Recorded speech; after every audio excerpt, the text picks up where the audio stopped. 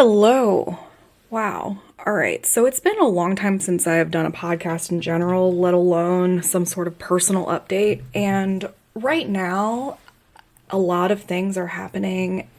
And God, that's such an annoying thing to say. But it's true. And really, I feel compelled to do this because I owe a lot of people an update. And I don't think there's time. So maybe I can just do a podcast, like a newsletter, and you can hear my voice and you can listen to me, and that'll be my bulk update to my friends and followers and stalkers and whoever wants to listen to this. So the last thing I see as a personal update was in November, and I'm not even going to try to think of all the things that have happened since November. That's 6 months. But I'm just going to start with what I think and what makes sense. So right now it is May 15th. We're smack dab in the middle of May. And what just happened this past weekend was the Bubble Parade, the 8th annual Bubble Parade. Well, I've almost been doing this for 10 years, because technically it would have been the 9th one if it wasn't for the Koof Koof. So, it was the most involved one ever. I had collaborators, I had staff, I had vendors, I had a lot of things different, new, and it was great. It was also the first time I did a ticketed event. And technically I had less people this year than I had in my last year, which was the biggest one ever. But honestly, converting an event that's been free for 7 years into a paid event is a really big deal. So, the numbers that I had for this are actually pretty good for what I'm doing. And I was much less stressed this time. I was so much more prepared. I was so much more organized. There's still some stuff always that I want to change, that I want to tweak, that I want to do better, that I want to expand. But I had a really good time. I think this was, besides in the very beginning when it was so low key, this was the first time where things were bigger, where I actually got to have a good time. And one of the biggest lessons that I've learned in the past few years is that I can't do everything myself, and that I really do need help. The bigger you get, the more help you need. So there's going to be a post. It won't be able to come out because I want to share the video with it, and the video takes time, so everybody needs to be patient, but there are some photos that are up already. And the video will probably be up on, I think Darian said Monday, so the 20th. So be patient for good things. And God, I'm just, that whole Bubble Parade was a huge thing. I spent months working on that, and this past weekend was a big crash because we had to load and unload that U-Haul a lot, and I mean, I did very little work with that. Lifting is not my strength. That's funny. And I was still just beat from everything else that I did. And then we had to go to the Wine Village media tour and do other errands and things, and then I slept 12 hours on Sunday. And then Monday, I sat down and I made my to-do list, and I was like, okay, it's time. And I promised the next project that I was working on that I would dive in directly on Monday. And I couldn't. I just couldn't. I had to leave the house. I had to just get out of the house and just go do something else for myself. Anything. And I took the day off. And then yesterday I got my period, and that's, I know, annoying to hear as well. Maybe, or it's not. Maybe we should just deal with it. But it's also on the side that I have the cyst, and probably endometriosis. But it's deeply painful when it comes on that left side. So I was also out a little bit yesterday. So the past 2 days I've been a little bit useless, and I I felt myself resisting moving forward into this next project, which I'll share. But there's for me, I don't really have a fear of failure. I We either have a fear of success or we have a fear of failure.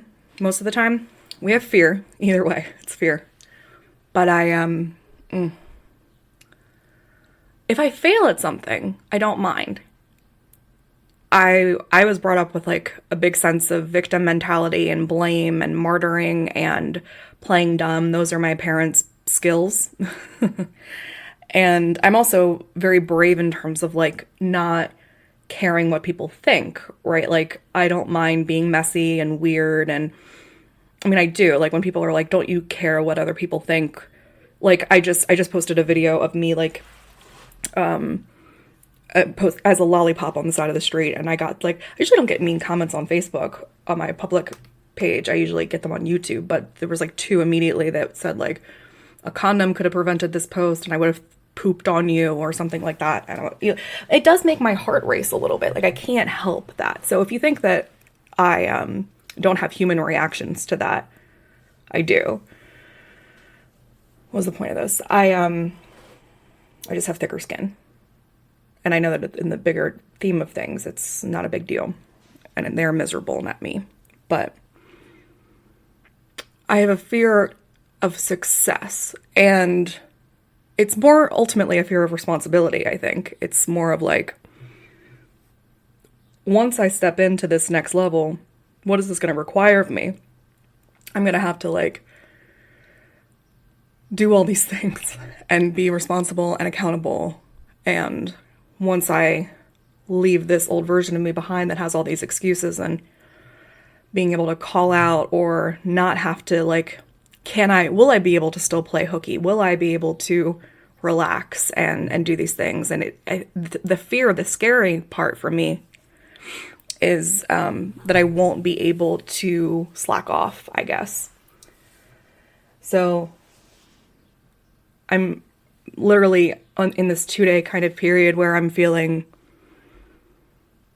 scared to shift into this next thing, which is a bigger project. And that is that I'm running point on the art for the installations and interactive pieces for Hamden Highlights Festival. And that is the festival that is, we're not saying replacing, but I mean, it's not replacing Hunfest. So Hunfest was a really, really big festival here in Baltimore.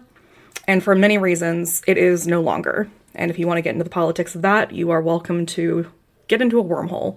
But that's not what I'm here to talk about. What I know is that two wonderful women named Samantha and Susanna have asked me to sit at a table with them, and quite literally. And I didn't know why I was there. I thought they wanted to sponsor the bubble parade. And I kept looking behind me once I realized what they were asking. And I was so tired that day. I like couldn't even show how ecstatic I was for this opportunity. But like, I just kept thinking there's so many different artists in the city. It was one of the first real times that I had imposter syndrome. I was like, wait, it's me? It's me that you want to do this. And the answer has been and continues to be yes. So I got to talk to them about what I do, what I already do, what we see, what my ideas were for this festival, what they were able to do with a budget, what they agreed to. I made a presentation. We agreed on stuff moving forward. And even what I'm doing here with this festival, which is June 1st in Baltimore, in Hamden, on the Avenue, isn't the end, because I'm going to continue to partner with them. And I'm very, very excited about that. It's also very nerve-wracking because this is not something that's just me. It's a collaborative effort, which means that I can let people down in a different way. It also has the most eyes on it than anything else that I've ever done. And I'm worried that like I don't know. I do things very guerrilla. I'm very playful. I'm very punk happenings, guerrilla roots style. Like, and I mean, I know that the reason they hired me is because they know what I do already. So I'm just trying to remember that while keeping it as good as it possibly can be. But it's kind of like a pinch moment, and I don't know. So what else? So that's basically what I'm doing now, and it's a very, very, very quick turnaround. I'm going from the bubble parade straight into this, and I have literally 2 weeks to do all of this and make it happen.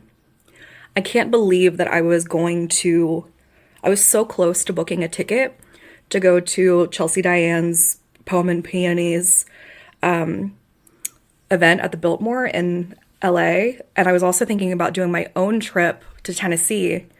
And something in me said, don't. And I didn't know what, and it was because of this. So that's pretty cool. Other things that are happening. I don't know. Honestly, this year I have done more art than I have in maybe like the past 8. I've been doing very consistent performance, guerrilla art, installations. I have taken things up a notch. I've realized that I am actually shadow banned on Instagram, and that is a really big reason why I haven't been getting as many customers and reach as I wanted to. There's different levels of being shadow banned. Like, you can still type my name in and find me, but we did like a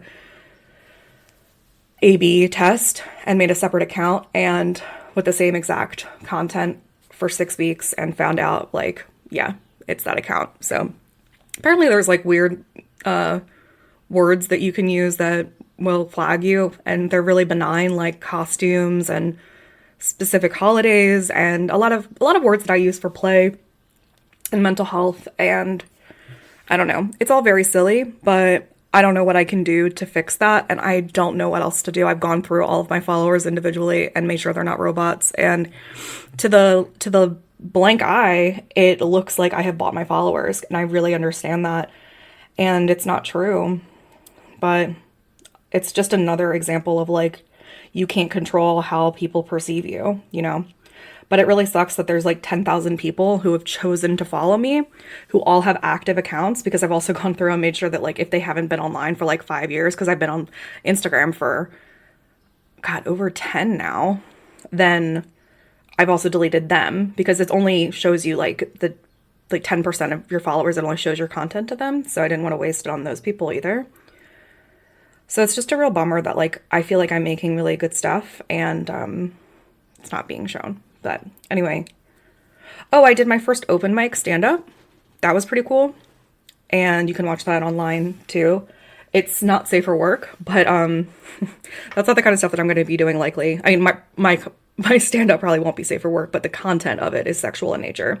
And that kind of stuff isn't really the thing that I will probably be doing when I do that on my own. But you can read the caption as to why that was happening. I've just been really happy, honestly. Like, overall, I feel like Neil Brennan, you know, like his most recent stand-up, he's like, well, if you've been following me because of the mental health and the drug use and the emotional family problems and stuff, I got some bad news for you. And it's not that all those things aren't still part of the life that you're living. It's just that things are going well. And also, I love that stand-up. It's called Crazy Good. It is crazy good. I saw it live, actually, when he came through Baltimore. And I actually believe that Neil Brennan might be the most sane person alive right now. And I've been seeing comedy. I've been going to art installations on my own. I've been making my own posts. I've been hosting and hanging out with girls. I've been going to different places as media and press. I've been participating and collaborating with many more people. I got to be on the news. You can watch my CBS interview on YouTube or Instagram or wherever. I've just been doing a lot more costume stuff. I've been having a good time, and I'm making the effort to do all of those things. What else am I doing? Oh, here's a big thing. So Matt and I used to get into arguments because, like, I'm somebody that wants to work. I want to work until I, like, can't work anymore. That's something that I know that I want to do doing this. Like, if I was having to work, like, at Kohl's or something, I wouldn't want to work. But doing this is something that I always want to do. And he doesn't want to work. He doesn't really have, like, a specific thing that he wants to do.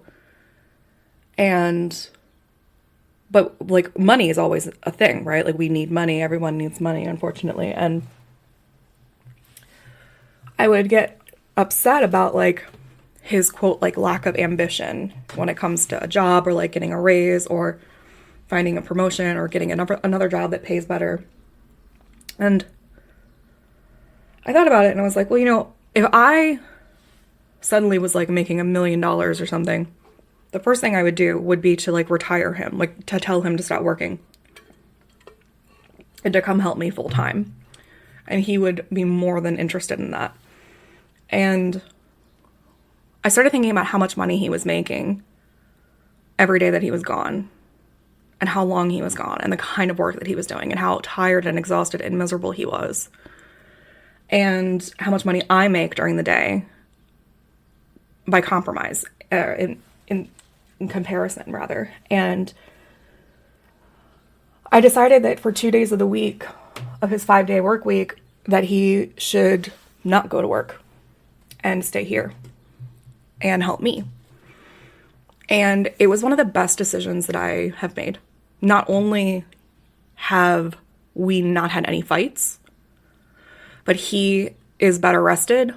I am getting more help. I feel happier. He feels happier. I'm making more money because I can focus on what it is that I want to do.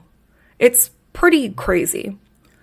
I feel like making that decision opened up so many things that I can't even explain it.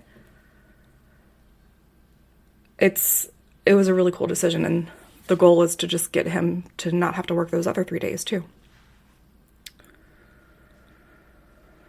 So we finally got the house back into a normal state. This house was in, like, a crazy bubble parade state, and now it's about to get into a crazy Hamden Highlights Fest state, which honestly raises my blood pressure and sets off my nervous system a little bit. So, but Matt helps a lot with everything around the house, which is another reason that it's great to have him here. Like, you know, during the day instead of at work, not just in my life. Also, it's spring, and this is the first time we're at this house, and all of the flowers are coming in, and we get to see, like, going from winter into spring, what this garden and trees and stuff look like, and it's so beautiful. There's so many roses and flowers, and oh, it's just lovely. It's so wild and wonderful out here. I love it. I'm so in love with having a porch. It's just absolutely great. I never not want a porch again. And I don't know. It's very weird for me, for the first time in maybe like 10 years after I went through cognitive behavioral therapy and started my business the first time, to be in a place where I don't feel like I'm the one trying to come up for air. And any other, I mean, there's definitely areas of my life where I'm like, yeah, let's work on that. But there's not an area where I feel like I'm drowning. And it feels, sometimes it's like waiting for the other shoe to drop, you know? But I don't feel bad or stuck or miserable in any other way. And I get to That's the thing of like feeling good so you can do good. I get to like look at other problems from different angles and be like, okay, how can this be better? Or like it's like a like then they say like champagne problems, but it's more of like I've used all my energy on that stuff, so now there's a foundation. So now I can be like, dude, that's so silly. Why do we even need to worry about that?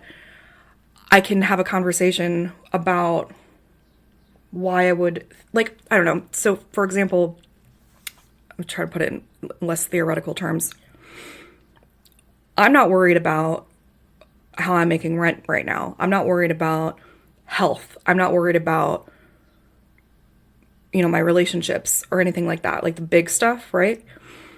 And that gives me more